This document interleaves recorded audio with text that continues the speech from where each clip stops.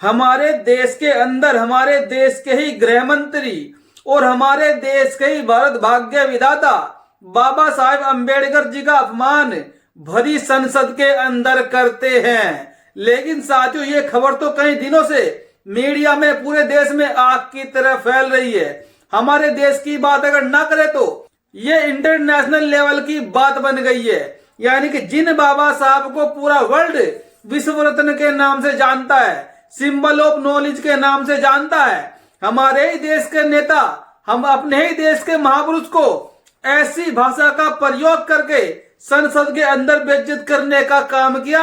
लेकिन इसको लेकर तमाम खबरें, तमाम बवाल, तमाम दंगे और तमाम प्रदर्शन सड़कों पर किए जा रहे हैं। उसमें आपको कहीं ना कहीं बीजेपी सांसदों के बीच व कांग्रेस के सांसदों के बीच दिल्ली के अंदर धक्का मुक्की भी देखने को मिली।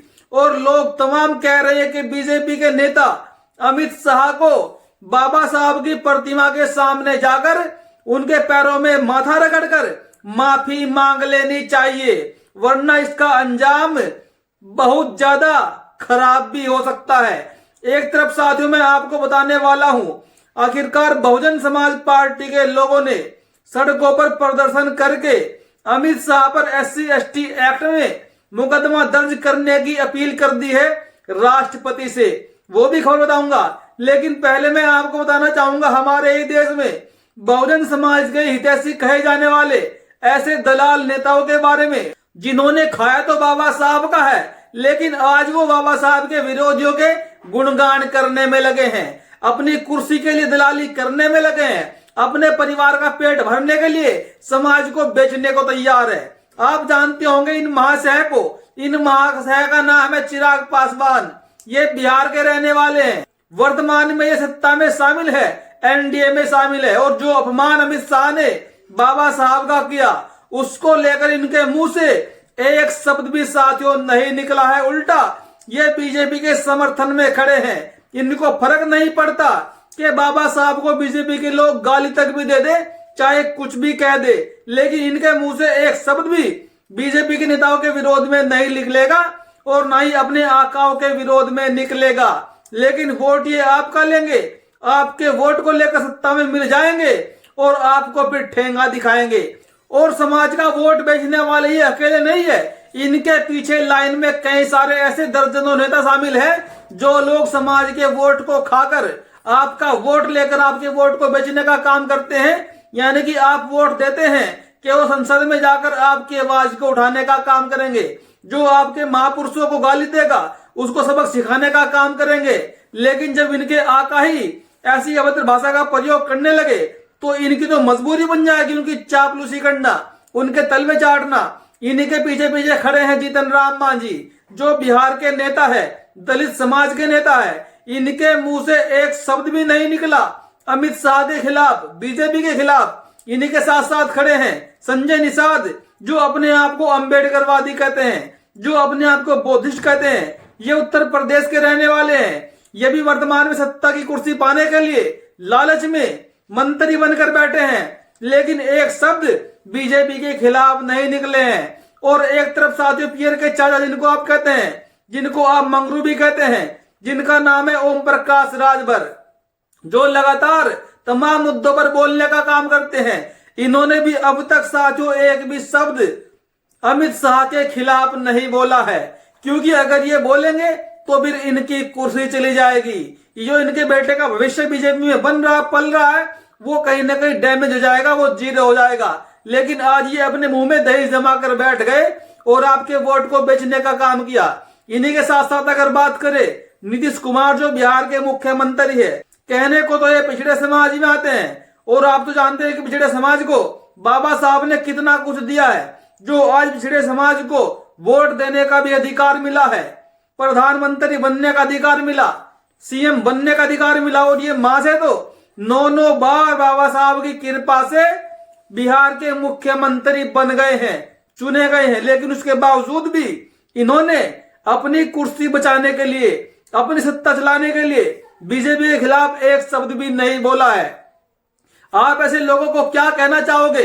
अपनी प्रतिक्रिया जरूर दीजिएगा। और अब मैं आपको बताऊंगा आखिरकार बहुजन समाज पार्टी के लोगों ने अमित शाह के ऊपर SC/ST एक्ट में मुकदमे की मांग कर दी है।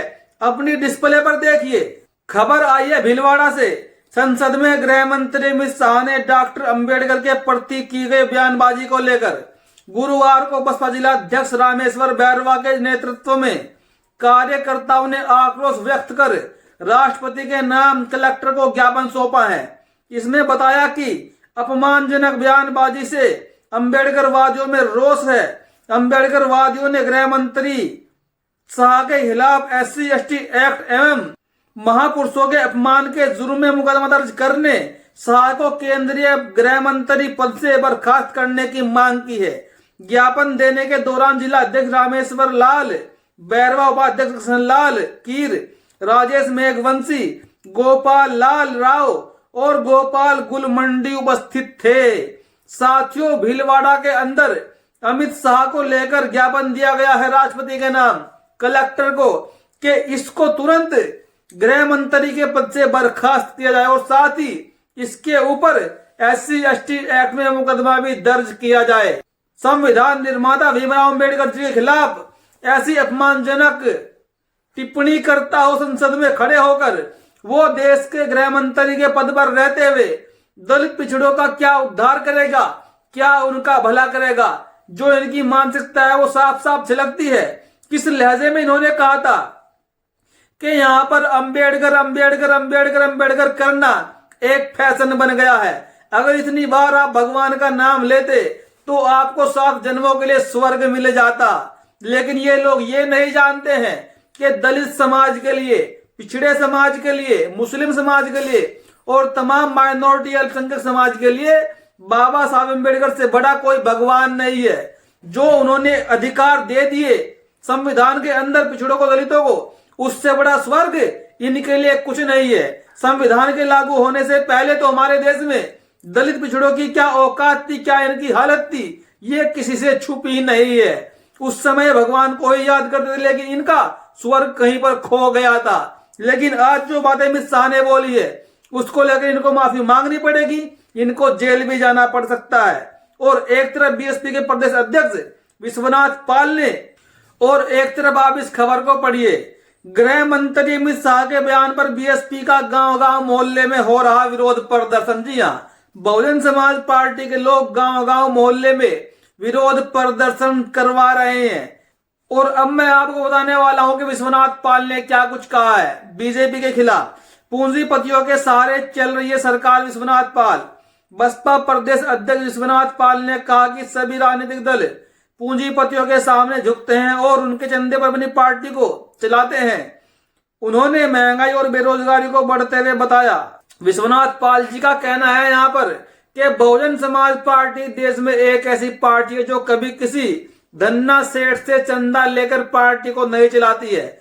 हम चंदा नहीं लेते हैं किसी धन्ना सेठ से, तो इसलिए हम उनकी बातें भी नहीं सुनते हैं। लेकिन ये लोग, चाहे बीजेपी हो, कांग्रेस हो, समाजवादी पार्टी हो, TDP हो, ये सारी की सारी पार्टियां उद्योगपतियों से चंदा लेकर पार्टी को चलाती है, उनके सारे पर काम भी करती है। और इसीलिए देश में महंगाई, बेरोजगारी चरम सीमा पर पहुंच गई है। बाकी साथियों, आपको क्या लगता है, क्या अमित शाह को बर्खास्त कर देना चाहिए?